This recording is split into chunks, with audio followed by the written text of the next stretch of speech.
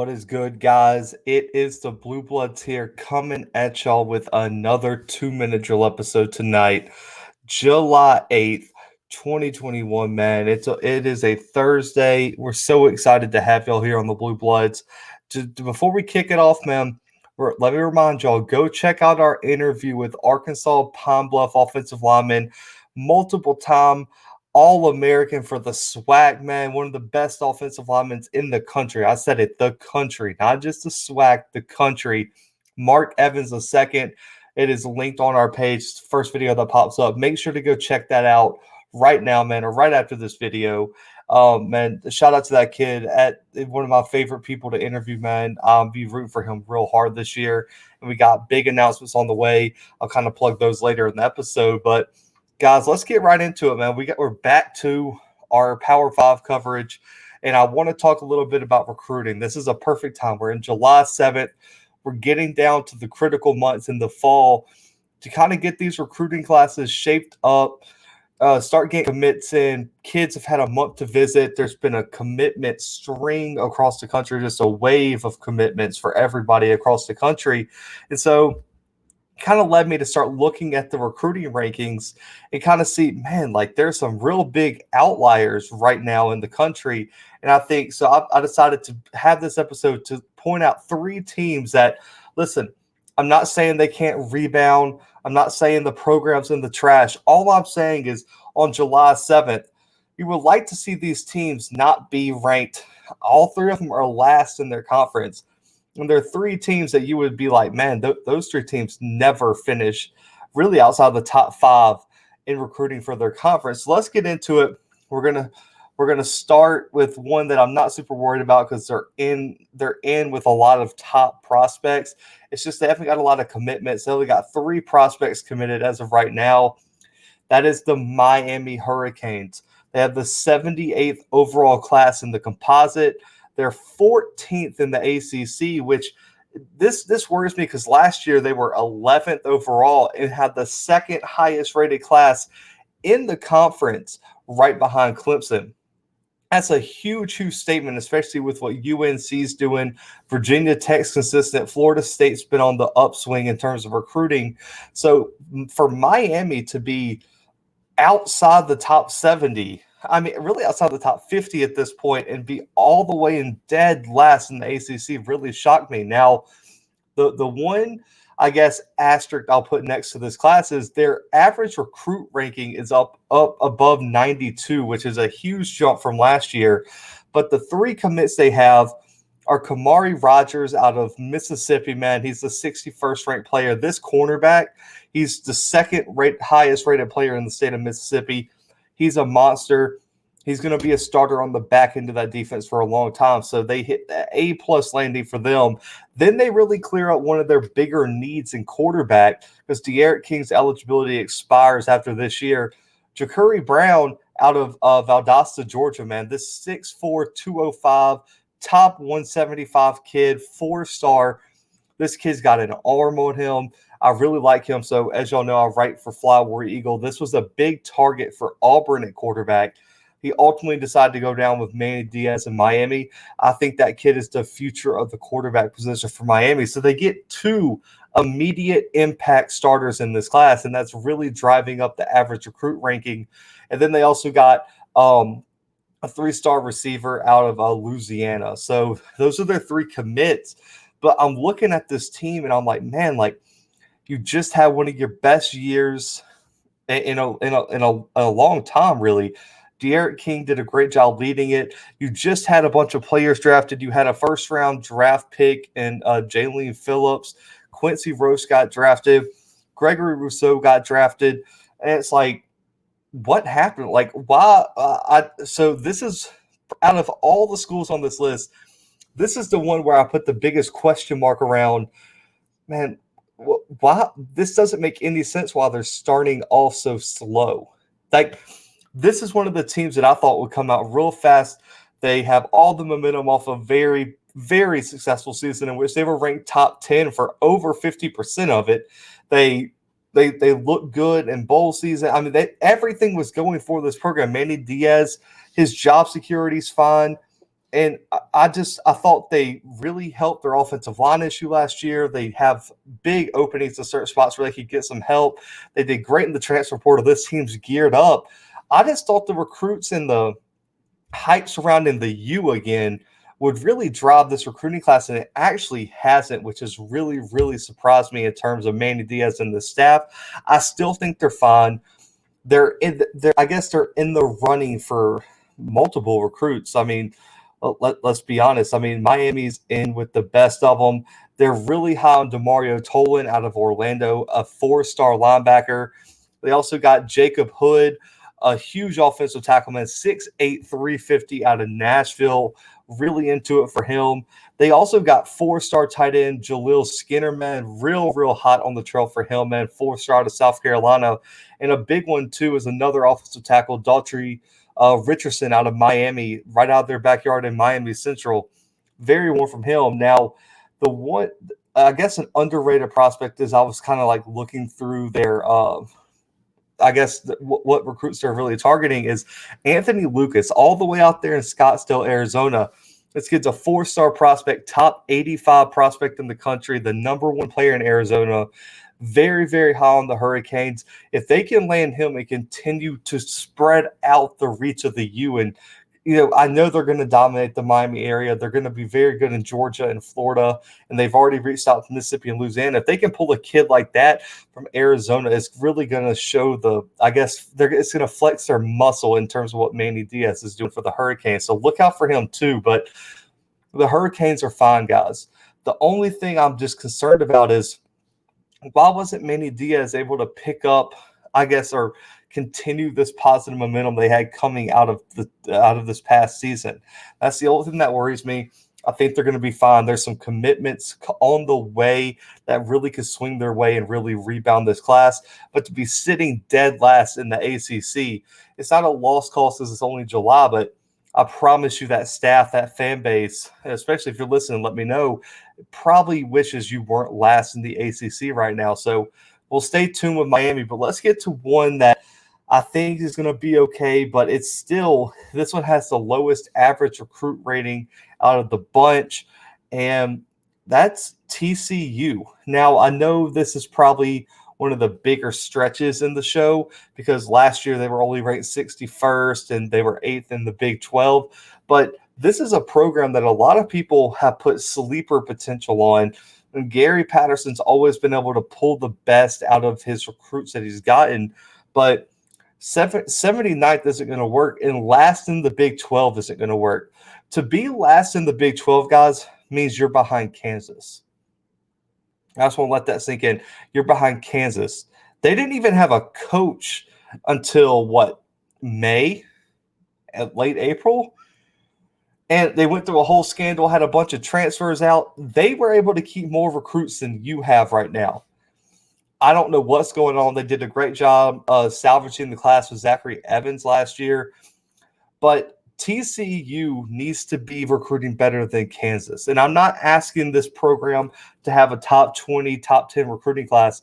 You can give me top 50, and you can definitely give me better than Kansas. I want to pull – I'm about to pull it up and see how bad this is. Guys, they are behind Kansas. Kansas has 5 commits. They have 4, and they are behind Kansas by, I believe it's 6 points in the rankings. And so they're separated by 6 points. They are a whole 27 points behind Texas Tech, who's at 8. That's a lot of ground you have to make up. And, I'm looking Kansas State, Iowa State, all these programs are out recruiting you, and you think you got sleeper potential and Gary Patterson can keep it going. And there was some talk that Gary Patterson, maybe he just got too old and it's a cycle, whatever you want to say. TCU is better than Kansas right now, and there's no reason TCU shouldn't be above Kansas. They got 4 commits, though. The top one is a wide receiver, Matthew Golden, out of Houston, Texas, man. He's a 4-star, top 400 recruit. I really like this kid. And then they got some 3-stars, including one out of all the way down in Saraland, Alabama, and Trevon McAlpine. three-star kid, defensive lineman. They're recruiting across the country, apparently. They're pulling recruits out of Alabama, but I would like to see them finish the drill here. And there are some commits coming down the pipeline that could really change stuff. You look at someone like Major Evhart out of Amarillo, Texas, man, top 500 recruit of running back. Running back's been a huge staple here. They also have a safety, and this one's huge. So if they can land this safety, this class could get a huge boost. And Dearco Perkins McAllister out of Nashville, Tennessee, a top 300 player, a 4-star, one of the top 20 safeties in the country. That they're really warm on him, and they're competing with Michigan, Florida State, LSU.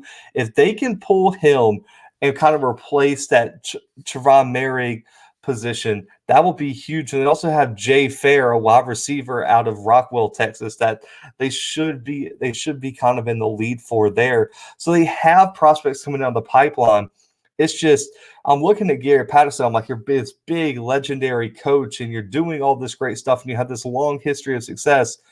But Kansas is out recruiting you right now. You at least got to be above them. Listen. I probably wouldn't even have put them on this list if they weren't dead last in the Big 12 behind Kansas, because they didn't even have a coach until the dead period just about ended. That's ridiculous.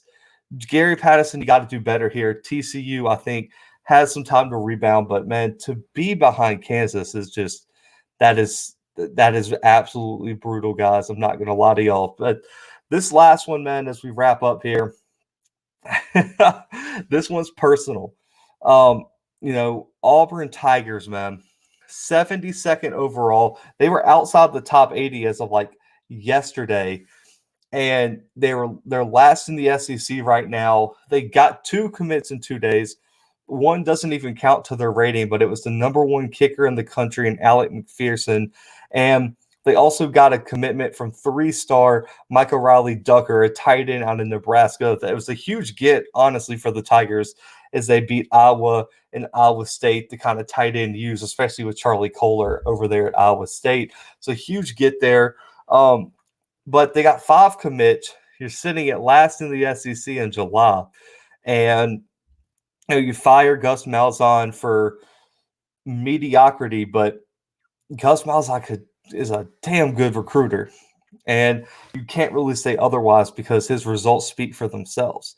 And for Auburn to be outside the top 70, to be last in the SEC, really doesn't look great in terms of Bryan Harsin and this staff right now. Now, I know, this is a new staff, so you got to be patient.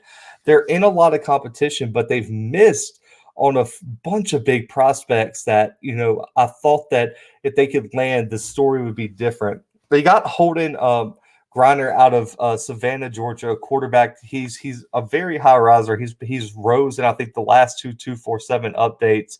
Top 230 player in the country, a top 15 quarterback. He was at the Elite 11 camp. Michael Riley Ducker, I already mentioned him. Gerald Stinson out of Opelika was a huge get, but he's taken a lot of visits, so they have to try to keep Stinson in the class. Then you got the local kid, Powell Gordon, out of Auburn High School at linebacker, and then, of course, McPherson, the kicker. But, man, Auburn, listen, I am an Auburn guy. I am a graduate of Auburn, an alumni of Auburn. I write for Fly War Eagle. I cover recruiting very closely, and I've been trying to keep a positive mindset. But you look at who they've missed on. They missed on Tyrese Fearby out of Pittsburgh, and he was a huge edge prospect, and they really need D-line. They miss on Miles Pollard today, too. He commits to Michigan over them out of Brentwood, Tennessee. You miss on Robert Woodard, who commits to Alabama out of Williamson and Mobile. And, there's just so many prospects that you're like, man, what if Marcus Allen, a cornerback prospect out of Marietta, Georgia, where you've made a living in Georgia, heads up to UNC? I mean, the list goes on and on. To be completely honest with you, Omarion Hampton is a running back, top 150 prospect out of North Carolina. He's going to probably stay home to North Carolina, according to all indications. He was probably one of the top running back prospects for Auburn. And Emory Floyd, a safety out of Powder Springs, Georgia, commits to South Carolina over Auburn. It's like you're like I get it, and Harsin's done a great job, and I've mentioned that in a lot of the stuff I've written. He's done a great job of getting Auburn in the hunt, building these great relationships, but he hasn't shown the ability to close the deal yet. And that's what's concerning because the biggest thing about the hire of Bryan Harsin was, can he recruit in the SEC? And right now he hasn't shown he can. I mean, signed a kicker and a tight end since recruiting's really picked up. And McPherson was probably always going to come to Auburn just because of the history of kickers. And then the other kid was from Nebraska. You got to land somebody, man. And listen, I know their favorite right now for Maxie Bowden out of Lafayette, defensive lineman, top 450 prospect. He's a really great defensive tackle. The key here, let me go over just a few prospects that are going to be absolutely key for Auburn if you're listening. Darius Clemens. Now, I get this is going to be kind of crazy, out of Portland, Oregon, is the number one wide receiving prospect for the Tigers, a top 150 prospect, top 20 wide receiver, and number one in the state of Oregon. He is super high on the Tigers, and the Tigers have him as probably one of the top 5 prospects on their board. Darius Clemens, if he goes anywhere else other than Auburn, it's going to be a huge loss, and I'm going to be very, very worried about this staff's ability to close the deal. You have to land him. And, you also got Trevante Citizen, running back out of Lake Charles, Louisiana. You need to land him, especially after already probably missing on Amiri and Hampton. And you also got Micah Pollard, linebacker out of Jacksonville, Florida. Top 500 prospect at linebacker, 3-star kid. You need him too because you're going to have a mass exodus of linebackers. You need to get some depth in there. Listen, guys, I get it. Harsin's new, the staff's new, everything like that. And Auburn should be fine. Give them some time. I don't think they're going to finish last in the SEC. The problem is, though, they have to still find a way to finish on some of these recruits. It's great to be in the top 3, top 5, top 8, top 12. If you're not finishing number 1, does it really matter in the end? And that's kind of where I am with the Tigers. Auburn has some prospects coming down the pipeline, making their commitments this month where they should be able to land. There's a kid out of Woodward Academy, a running back. I think it's something Alston. He would be a huge get for the running back room. But the staff and Bryan Harsin have to finish, guys. The story of the Auburn Tigers for this recruiting cycle is, can you finish? And that's the only thing, man. So stay tuned on the Auburn Tigers. We got Miami, TCU, and Auburn, all of which are last in their conference, and they shouldn't be. And that's why they're on this list. I'm not saying they can't rebound, but right now they're behind where they need to be. But, guys, comment below about all these recruiting classes, your thoughts, prospects, opinions, anything, man. Make your voice heard below, and I really, really appreciate it. But, guys, let me pull this up, man. We gotta promote real quick. Make sure to go check out our Mark Evans interview right now on YouTube, man. Offensive lineman, Arkansas Pine Bluff, one of my favorite guys to interview, man. Good friend of the show. We will definitely have him back on when he makes it to the NFL next year, man. That's how confident I am with this kid. And, we also have another guest coming on the show, man.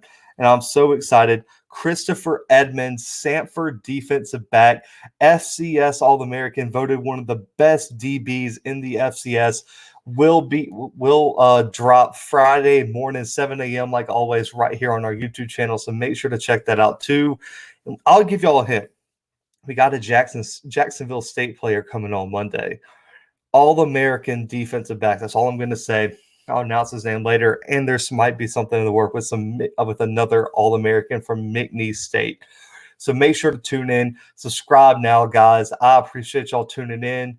But for your boy Zach, the 2-minute drill, and the Bluebloods, I am out.